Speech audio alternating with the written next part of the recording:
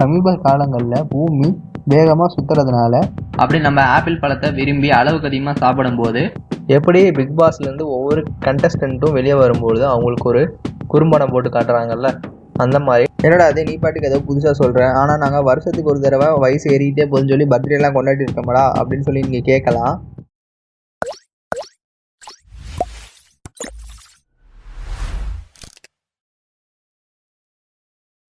Welcome to Gargi designs. இதுவரை நம்ம சேனலில் சப்ஸ்கிரைப் பண்ணலாம், சப்ஸ்கிரைப் பண்ணிக்கோங்க. மறக்காமல் கூட இருக்க அந்த பெல் ஐக்கனை சேர்த்து மறக்காமல் ப்ரெஸ் பண்ணி விட்ருங்க.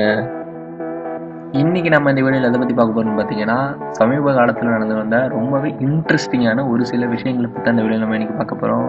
ஸோ வீடியோவை ஸ்கிப் பண்ணாமல் பாருங்கள். வாங்க வீடியோக்குள்ளே போகலாம்.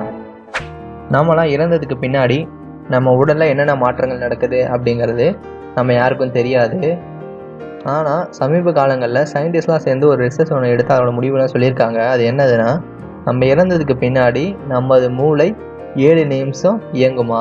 அந்த 7 நிமிடத்தில் நம்ம மூளை என்ன பண்ணுன்னு கேட்டிங்கன்னா, எப்படி பிக் பாஸ்லேருந்து ஒவ்வொரு கண்டஸ்டண்ட்டும் வெளியே வரும்பொழுது அவங்களுக்கு ஒரு குறும்படம் போட்டு காட்டுறாங்கல்ல, அந்த மாதிரி நம்மளோட மூளையும் நம்ம இறந்த பிறகு 7 நிமிடங்களுக்கு நம்ம வாழ்க்கையில் நடந்த சந்தோஷமான தருணங்களை ட்ரீம் சீக்வன்ஸில் ப்ளே பண்ணி காட்டுமா.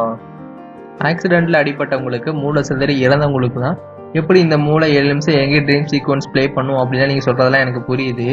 இந்த 7 நிமிடம் மூளை யாருக்கெல்லாம் இயங்கும்னு பார்த்தீங்கன்னா, தூக்கத்திலேயே தன்னோட பல்ஸ் ரேட் குறைஞ்சி இறக்குறாங்கல்ல, அந்த மாதிரி ஹெல்த்தியாக இறக்குறவங்களுக்கு மட்டும்தான் இந்த மூளை கடைசியாக 7 நிமிஷத்தில் அவங்க வாழ்ந்த காலங்களில் உள்ள சந்தோஷமான நினைவுகளை ப்ளே பண்ணி காட்டுமா ட்ரீம் சீக்வன்ஸில்.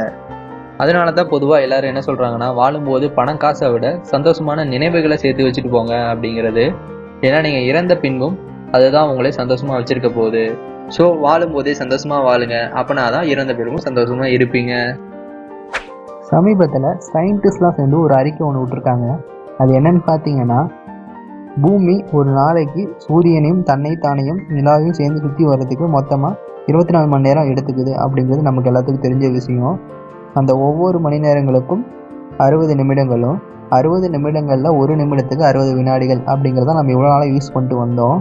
ஆனால் இப்போ என்ன சொல்கிறாங்கன்னா, சமீப காலங்களில் பூமி வேகமாக சுற்றுறதுனால எல்லா 1 நிமிடங்களில் இருந்தும் ஒரு வினாடியை குறைக்கணும், அதாவது 59 வினாடிகளை குறைக்கணும் அப்படின்னு சொல்லியிருக்காங்க.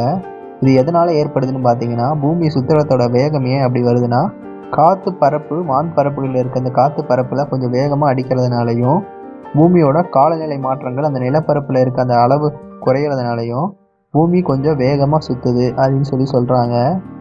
2020 ஒரு ஞாயிற்றுக்கிழமை ஒரு சண்டே அன்னைக்கு பூமி எவ்வளோ நேரம் சுற்றுது அப்படிங்கிறதுக்கு ஆராய்ச்சி எடுத்து பார்த்துருக்காங்க. அதில் ஒரு நாளைக்கு 23 மணி நேரமும் 59 வினாடிகளும் 599.999867 வினாடிகள் தான் சுற்றி இருக்கான். அதாவது ஒரு நாளைக்கு 24 மணி நேரங்கள் சுற்றி இருக்கணும். ஆனால் இது கொஞ்சம் மில்லி வினாடிகள் கொஞ்சம் கம்மியாக இருக்கிறதுனால அது குறைஞ்சிருக்கு. இந்த மாதிரி 2020 வந்த குறுகிய நாட்கள் 2005 வந்த குறுகிய நாட்களோட ஒப்பிட்டு பார்க்கும்போது 18 மடங்கு அதிக குறுகிய நாட்கள் வந்திருக்கான். இப்போது நாமெல்லாம் வாழ்ந்துட்டு இருக்க 2021 கூட கடந்த வருடங்கள்லாம் ஒப்பிட்டு பார்க்கும்பொழுது 24 மணி நேரங்களுக்கு 0.50 மில்லி வினாடிகள் சற்று குறைவானதாக இருக்குது அப்படின்லாம் சொல்கிறாங்க. இது போக போக அதிகரிச்சதுன்னா 2023க்குள்ள ஒரு நிமிடத்திற்கு 60 வினாடிகளிலிருந்து 59 வினாடிகளாக குறைச்சிருவாங்க. இது எந்த முறையில் அடிப்படையில் சொல்கிறாங்க அப்படின்னு சொல்லி நீங்கள் கேட்டிங்கன்னா, டெலிகிராஃபி முறை அப்படிங்கிற ஒரு முறையை பற்றி தான் சொல்கிறாங்க. இந்த முறைப்படி தான் நம்மளோட உலக நேரத்தையே நிர்ணயமே செய்கிறாங்க. நமக்கெல்லாம் முதல்ல 60 வினாடிகள் இருந்தே நேரம் பத்தலன்னு புலம்பிட்டு இருக்கோம். இது 59 குறைச்சிட்டா நம்ம நிலைமை என்னாங்கன்னு கொஞ்சம் யோசிச்சு பாருங்க. நம்மள முக்கால்வாசி பேர் ஆப்பிள் பழத்தை ரொம்ப விரும்பி சாப்பிடுவோம். அப்படி நம்ம ஆப்பிள் பழத்தை விரும்பி அளவுக்கு அதிகமாக சாப்பிடும்போது அதில் இருக்க விதைகள் தெரிந்தோ தெரியாமலோ நம்ம வாய்க்குள்ளே போயிடும். இனிமே அப்படி போகாமல் பார்த்துக்கோங்க. ஏன் அப்படின்னு நீங்கள் கேட்டிங்கன்னா, ஸ்ரீதேவி மேம் நடித்த மா மூவி நம்ம பார்த்துருப்போம் நிறையா பேர். அதில் ஸ்ரீதேவி மேம் என்ன பண்ணுவாங்கன்னா, ஆப்பிள் பழத்தோட விதையை ஒரு மிக்ஸி ஜாரில் போட்டு அரைச்சி அதை ஒரு பையனுக்கு ஃபிட்னஸ் பவுடரில் கலந்து வச்சுருவாங்க. அந்த பையனும் குடிச்சிட்டு ஹாஸ்பிட்டலில் அட்மிட் ஆகிட்டு இருப்பான். உயிருக்கெலாம் போராடிட்டு இருக்க மாதிரிலாம் சீன்லாம் இருக்கும். அது ஏன் அப்படி நடக்குதுன்னா, நம்ம ஒரு நாளைக்கு அல்லது ஒரே நேரத்தில் 200 ஆப்பிள் விதைகள் அல்லது ஒரு கப்பளவு ஆப்பிள் விதைகளை சாப்பிட்டுட்டோம் அப்படின்னா நமக்கு உயிரிழப்பு ஏற்படுற அளவுக்கு வாய்ப்பு உண்டாயிருமா. அந்த ஆப்பிள் பழ விதையில சயனைட் அப்படிங்கிற ஒரு விஷத்தன்மை இருக்கு. அந்த விஷத்தன்மை நம்ம உயிரையே கொன்றும். ஒரு சிலருக்கு 1 கப் அளவு இருந்தாலும் சரி, ஒரு சிலவங்களுக்கு 100லேருந்து 150 விதைகள் சாப்பிட்டாலே உயிரை கொன்றுமா. இது மூவில மட்டும் நடக்கல, நிஜ வாழ்க்கையிலையும் நடந்திருக்கு. ஆஸ்திரேலியால ஒரு பெண் ஒருத்தங்க என்ன பண்ணிருக்காங்கன்னு பாத்தீங்கன்னா, தன்னோட கணவர் ரொம்ப தொந்தரவு பண்றாரு, ரொம்ப துன்புறுத்துறாரு அப்படின்னு சொல்லிட்டு அவங்களோட கணவருக்கு இந்த ஆப்பிள் விதைகளை அரைச்சு கொடுத்துருக்காங்க. அவரும் சாப்பிட்டுட்டு செத்து போயிட்டாரு. ஸோ இனிமே ஆப்பிள் பழத்தை சாப்பிடும்போது அதோட விதைகளை நீக்கிட்டே சாப்பிடுங்க. குழந்தைங்களுக்கு கொடுக்கும் பொழுதும் வெறும் ஆப்பிள் பழத்தை மட்டும் கட் பண்ணி கொடுங்க. வயசானவங்களாம் அடிக்கடி ஒன்று சொல்லிக்கிட்டே இருப்பாங்க, என்னோட உடலுக்கு தாண்டா வயசாச்சு, என் மனசு இன்னும் சின்ன பிள்ளை மாதிரி தாண்டா இருக்குது அப்படிலாம் சொல்லுவாங்க. ஆனால் உண்மையிலுமே நம்மளோட உடலுக்குமே வயது வெறும் 11 மாதம் தான். என்னடா அதே நீ பாட்டுக்கு ஏதோ புதுசாக சொல்கிறேன், ஆனால் நாங்கள் வருஷத்துக்கு ஒரு தடவை வயசு ஏறிக்கிட்டே போதுன்னு சொல்லி பர்த்டேலாம் கொண்டாடி இருக்கோம்டா அப்படின்னு சொல்லி நீங்கள் கேட்கலாம்.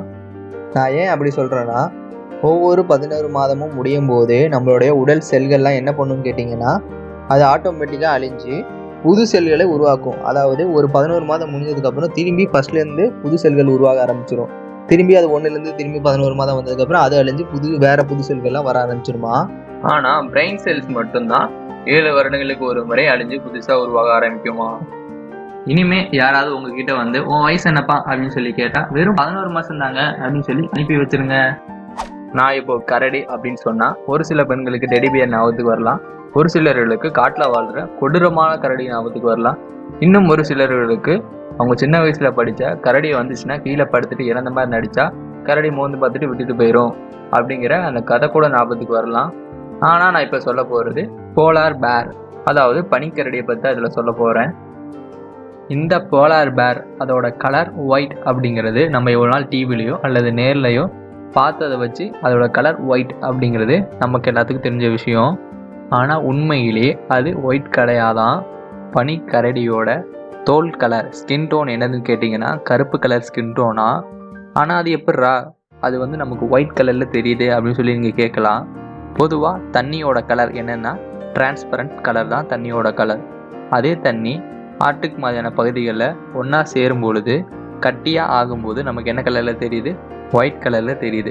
அதே மாதிரி தான் போலார் பேர் அந்த பனிக்கரடியோட முடி இருக்கிற ரோமங்கள், அந்த ரோமங்கள்லாம் என்னதுன்னா டிரான்ஸ்பரண்ட் கலராக அண்டார்டிகா போன்ற பகுதிகளில் வாழ்கிறதுனால அந்த ஒயிட் கலர் இந்த முடியில் ரிஃப்ளெக்ட் ஆகி அதை நமக்கு பார்க்கும் பொழுது ஒயிட் கலரில் தெரியுதான்.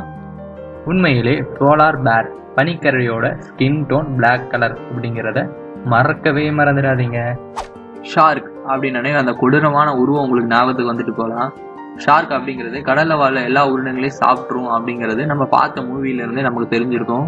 அந்த ஷார்க் மற்ற உயிரினங்களை மட்டும் இல்லை அவங்க இனத்தையே சாப்பிடும் அப்படின்னு சொன்னால் நம்புவீங்களா? டைகர் ஷார்க் வகையை சேர்ந்த ஷார்க்லாம் தன்னோட தாயோட வயிற்றுக்குள்ளே இருக்கும் பொழுது 2 ஷார்க்கும் சண்டை போட்டுக்குமா. சண்டை போட்டு ஒரு ஷார்க்கும் இன்னொரு ஷார்க்கை சாப்பிட்ருமா. எந்த ஷார்க்கு கடைசியில் ஜெயிச்சு வருதோ அந்த ஷார்க்கு தான் பிறந்து வருமாமா. அதே அப்புறம் 2 குட்டி ஷார்க்கும் எப்படி சண்டை போட்டு எப்படி ஜெயிக்குது, எப்படி இன்னொன்று சாப்பிட முடியுது அந்த குட்டியாக இருக்கிறது அப்படின்னு சொல்லி நீங்கள் கேட்கலாம். ஆனால் அது ரெண்டுமே 10 சென்டிமீட்டர் தான் வளர்ந்துருக்கும். அப்படி வளர்ந்துருந்தாலும் அதோட தாயோட கருப்பையிலே அந்த 2 ஷார்க்குக்கும் கண்ணு நல்லா கூர்மையாக தெரியும். அது மட்டும் இல்லாமல் பல்லும் ரொம்ப ரொம்ப கூர்மையாக இருக்குமா. அதை வச்சு 2 ஷார்க்கும் சண்டை போட்டுக்கும். ஒரு ஷார்க் இன்னொரு ஷார்க்கை சண்டை போட்டு அதை சாப்பிட்ரும். சாப்பிட்ட ஷார்க்கு தான் வெளியே வந்து பிறக்குமா.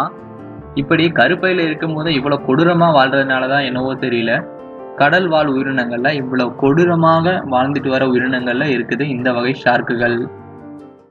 மேலும் இது போன்ற அருமையான வீடியோகளுக்கு இணைந்திடுங்கள் உங்கள் கார்கி டிசைன்ஸ்.